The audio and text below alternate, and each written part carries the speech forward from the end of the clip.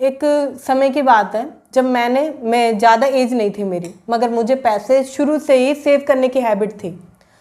मैंने कैसे ना कैसे करके 70,000 रुपये जोड़े थे, मगर उस टाइम पर इतना दिमाग नहीं था कि इन पैसों को कहाँ लगाऊं, कहाँ इन्वेस्ट करूं। तो मैंने क्या किया, मेरे चाचा जी हैं, उनसे बात करी मैंने। मुझे लगा कि शायद ये मेरे पैसों को सही से इन्वेस्ट करवा देंगे, मेरी हेल्प करेंगे। उस टाइम पर आई थिंक मैं बहुत ही कम एज की थी, ठीक है, और मैं नौकरी भी करती थी साथ के साथ। बहुत छोटी उम्र से मैंने काम करना शुरू कर दिया था। तो मुझे लगा कि शायद ये अच्छा सा मुझे कोई बताएंगे।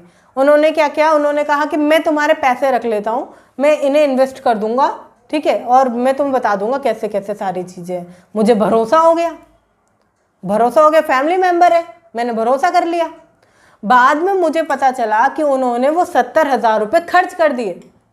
अब उन्होंने मुझे क्या कहा, मैंने भंडारे में खर्च कर दिए, मैंने यहाँ वो गिरवा दिया, मैंने ये कर दिया।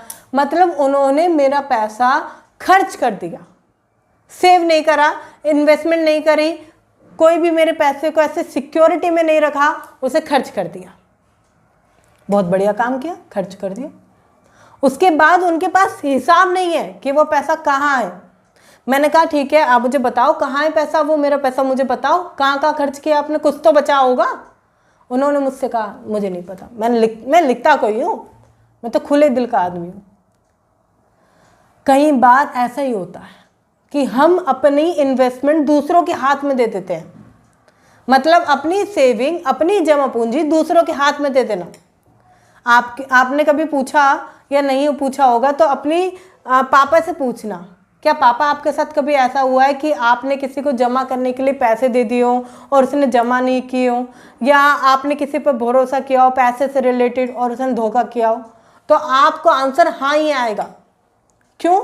क्योंकि पहले लोगों के पास फाइनेंशियली नॉलेज नहीं होती थी, उन्हें नहीं पता चलता था कि इन्वेस्टमेंट, सेविंग या पैसे को कैसे बचाना चाहिए, कैसे उनका पर्स हमेशा भरा रहेगा, उन्हें नहीं पता होता था, जिसके कारण वो किसी पर भी भरोसा कर लेते थे और उसे अपना पैसा एक बल्क अमाउंट दे देते थे।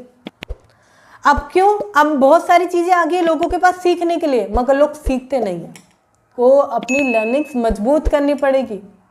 अगर आपको मिडिल क्लास से उठ के अमीर बनना है तो आपको अपनी लर्निंग्स मजबूत करनी पड़ेगी।